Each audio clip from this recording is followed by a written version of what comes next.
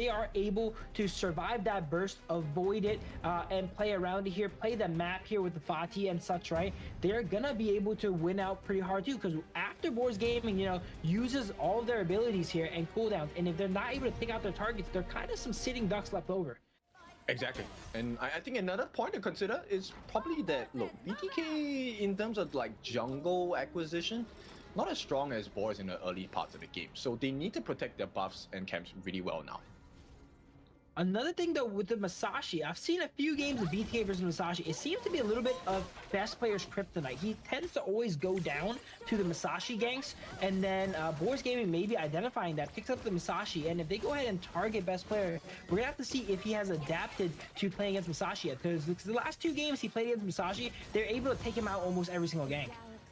Maybe Hun first. It is not looking beautiful yet. The flash with the mulberry power. One more hit. They get the first blood. Not ideal, but this is the dream start for the side of Boar's Gaming. They want to secure the series ASAP. You know, we're allowed to say Saker's OP because that character, look at that skill 1. That's flash skill 1 on the Hoon, killed him from like about 30% health. All right, Saker early game is not a support. It is a carry right there with that damage. Exactly, and right now the rotations, this allows Red Cutie to come up on the top. They secure that space right at the top side, open up the teleportation portal as well, and rotations will be starting to be a little bit faster for the side of Boar's Gaming. Absolutely, Zane has just been farming up here with Shark. They have the Dolia. We are going to get some interesting resets this game, most likely onto Hoon here, but Dune is a good reset as well too. Both sides playing really aggressive here. Look at this, running into each other here, trading some damage. Not much is going to come of it though. It really comes down to once those ultimates go ahead and come up here. Yep, every frag grenade that Mac lands down is going to be so important for the side of Boar's Gaming because that gives extra damage. Likewise, it's the same concept for Mobile Zane, right? How many shots can you land onto your opponents? Because once you have the full stack of your passive, you deal true damage as well.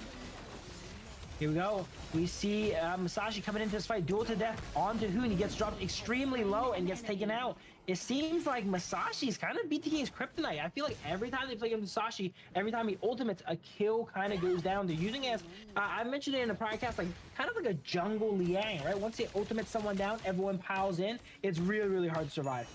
Also, they're focusing on Hoon, but right now, the true target is Mobile Zane will not hit the mark on the side of Boars, and Mobile Zane survives.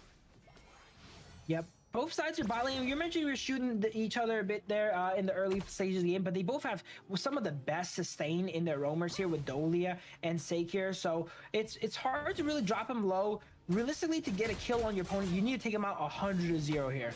Yes, burst damage is definitely the name of the game on the side of Boar's Gaming as well. And if we go Mac, every frag grenade is a risk against Mobile Zane. But Mobile Zane as well, once he gets that frigid charge, then this Lady Stone on Mac is going to be in trouble as well.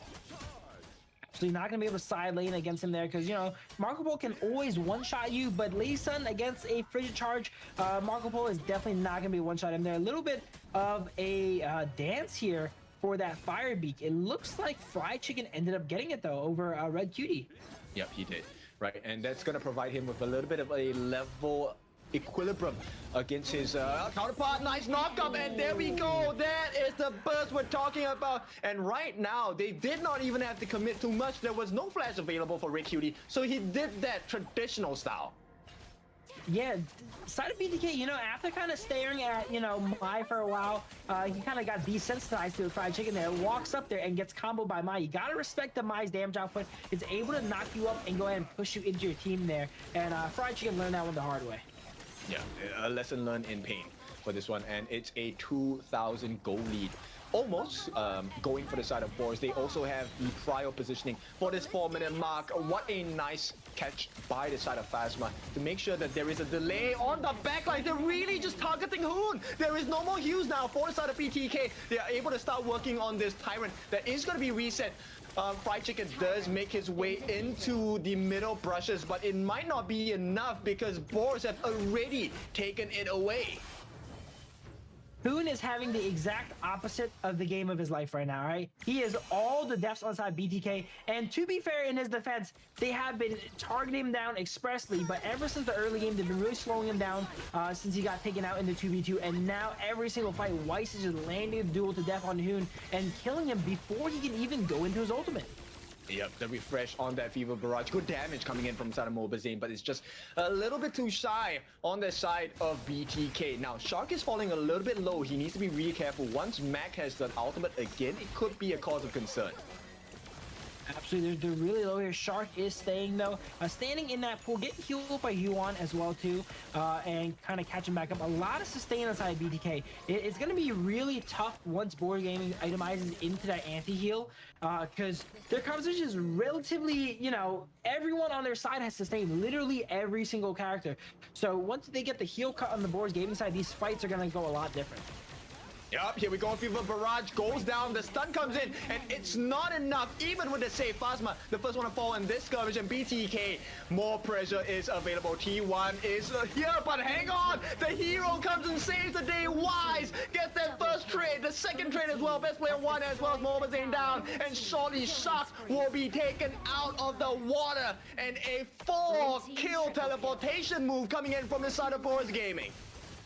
Wow, I did not think duel to the death can land on anyone other than Hoon, but actually it seems like Zane wasn't ready for that either, as he goes on to Zane there. He used his ultimates and such already to go ahead and take out Phasma there, so they were caught up there. Weiss with a crucial teleport coming in, single-handedly changing the fight. Yo, he's level 11.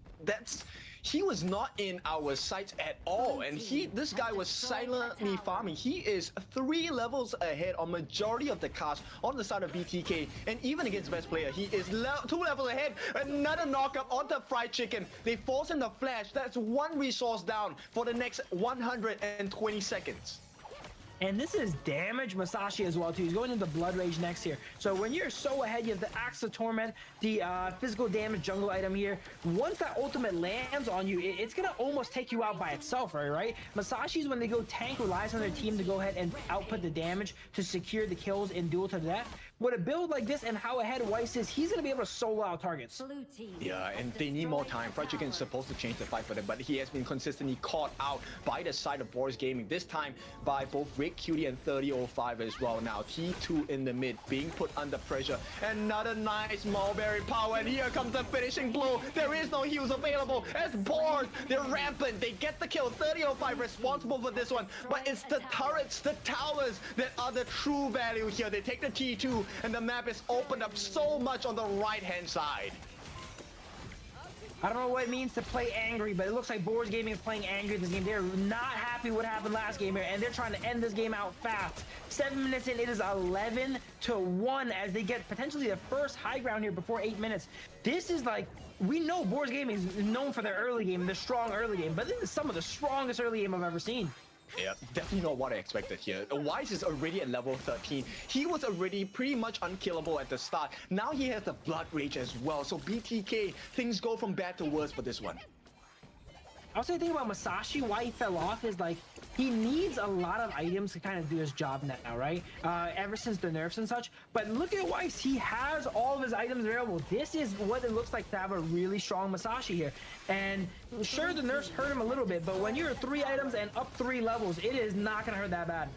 Oh, they could not catch Phasma as well. He was so low, and this is going to give him the potential to get the heals in as well. They're looking on the side of Boars Gaming, unable to find an opening just yet. But hang on, Fried Chicken is on his own. The chase is down, and for now, they will not be too greedy. Just get a little bit of vision across the map. Yeah, they see that the objectives up. They're going to opt to go ahead and take this final set of objectives before the enhanced ones comes up here. Weiss is so ahead here. He's coming up on level 15 now. The side of BTK also, they've taken so many casualties that kills are probably not worth that much gold for side Boars. They prefer to get the objectives instead, because the more you die, the less gold you're worth. They've died a good amount of times right on BTK, so it's probably more favorable for Boars to go ahead and focus on the farm as we see them doing here and not go for those kills anymore. I mean, getting the kills also then opens up the map, right? Then you're at a numbers advantage. You're able to put pressure on the towers as well. So I think Boars, yes, I think it will be a little bit too greedy to really try and get like an ace or something like that. But getting a numbers advantage will be phenomenal for the side of Boars Gaming. Absolutely. They're just waiting for the waves to come in here and play it safe. It looks like best players trying to make some plays here, but not much can be done. Boars is just playing so safe, only really playing with their waves and being very, very calculated this game. After, you know, the bit of a blunder last game, they want to make sure they're very calculated in this one and not to make any mistakes and not to give BTK the chance to come back once again. Nice stun follow-up onto Wise, unable to find the follow-up. And this is what's so difficult playing against the Boar's lineup, because they have insane poke. You have the first skill from 3005, you have the control sense from Red Cutie, you also have the rolling rate from Mac, and Phasma as well. So, oh, hang on, nice stun. Can he get the knockup as well? The flash comes in from Fried Chicken, but it's not enough. Imperial State and Boars are obliged. They take down 2 members on the side of BTK. The map is open and the base is open. Crystal available for the taking as well. Rolling Raid to make sure that they have the damage in, and will be the last call. Knife Fever Barrage, maybe turn around, not enough. They do clear the wave, but there is one more wave marching in on the top side. Wise does not even fall in this game, and the heals are coming in for the side of Boars Gaming. They want to buy some time, but Shark, no time, can't be bought. It's an ace, and for now, it is looking like a Boars win as they get the backdoor protection down, and Boars win the series 3-1.